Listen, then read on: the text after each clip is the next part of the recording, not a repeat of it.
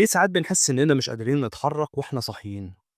عمرك صحيت فجأة من النوم وحاسس إنك صاحي وعارف أنت فين، بس في حاجة مرعبة، أنت مش قادر تتحرك، بتحاول تزق إيدك، بتحاول تزق رجلك، بتفتح بقك ولا أي استجابة. ساعات بتحس إن في حد كمان معاك في الأوضة أو ظل قريب منك أو في ضغط على صدرك. أنت كمان مقتنع إنك صاحي بس جسمك متعطل كأنك مصاب بشلل. السؤال هنا، ليه ده بيحصل؟ هل هو شيء خارق ولا خلل عصبي طبيعي؟ خلينا نفهم لأن دي واحدة من أكتر التجارب اللي بتخوف الناس وهي علمية جدا. أول حاجة لازم تعرفها وقت النوم خصوصا في مرحلة اسمها الريم سليب، مرحلة الأحلام، المخ بيعمل حاجة ذكية، بيقفل العضلات الكبيرة مؤقتا. ليه؟ عشان لو أنت بتحلم إنك بتجري ما تقومش تجري في الحقيقة وتتعور. ودي حاجة اسمها الريم أتونيا أو شلل عضلي طبيعي أثناء النوم. يعني جسمك بيبقى مقفول لكن مخك شغال جوه الحلم.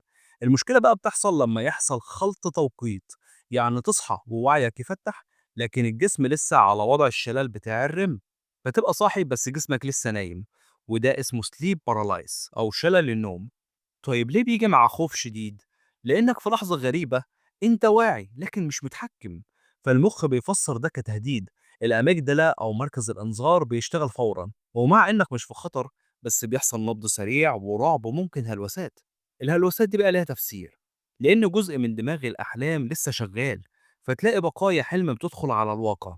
عشان كده ناس كتير بيحسوا بظل أو شخص واقف أو صوت أو حتى ضغط على الصدر، مش لأن ده حقيقي، لكن لأن المخ لسه بيحاول يكمل قصة